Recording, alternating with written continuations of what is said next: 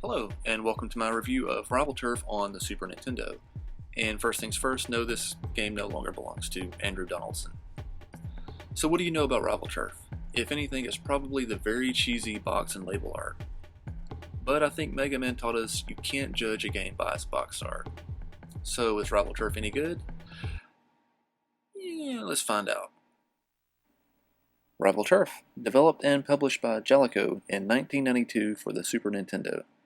Rival Turf is the first entry in a trilogy of beat-em-up games, known as the Rushing Beat Trilogy in Japan.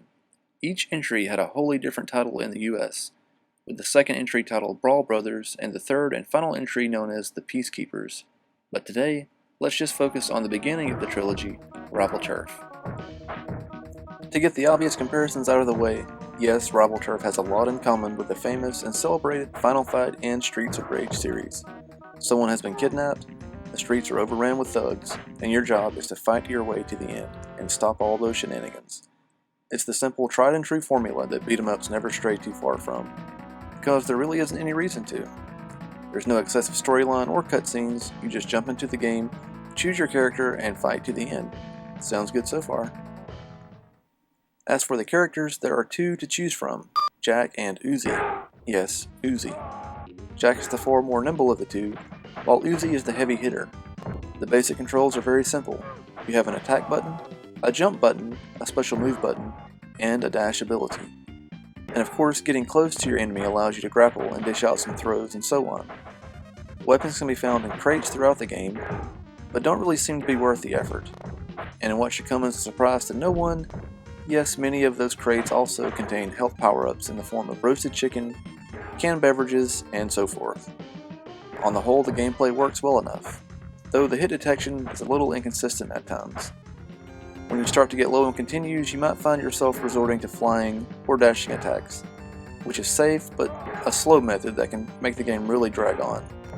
The combat in the game is very straightforward and fairly entertaining, but just feels a little stiff and unpolished. Rival Turf is missing that extra oomph that sets great beat-em-ups apart from the rest of the pack. You may have noticed by now that Rival Turf doesn't really have that unique charm or character or vibe to it like, say, Streets of Rage. And though Rival Turf may not be great or very original, it does have a few aspects that help it stand out. In the options menu, you can turn on Angry Mode.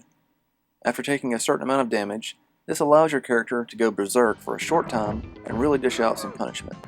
It's pretty cool to see Uzi's normal powerbomb transformed into a toss-and-catch ultra powerbomb.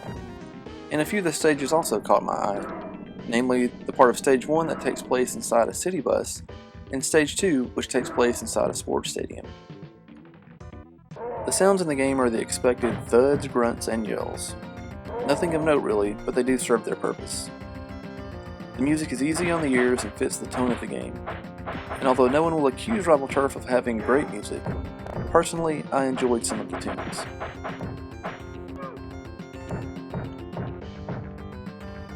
As for the graphics, I do like the look of the early stages, which are brighter and more vibrant environments. Things tend to get darker and more dreary as you come to the later stages though. The character sprites are on the fuzzy side, and lack the fine detail of a game like Final Fight. And speaking of Final Fight, it's obvious that this game was heavily inspired by the Capcom classic. Not only because of the similar story, setting, and gameplay, but you'll probably be surprised at just how many of the characters in the game are direct copies of those found in Final Fight.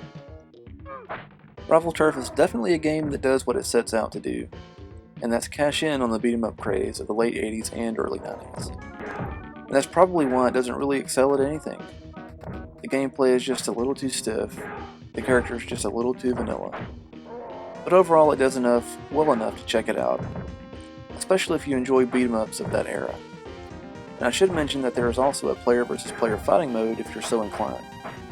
But as with any beat 'em up, the best way to experience the game is to invite a friend along for the co-op play.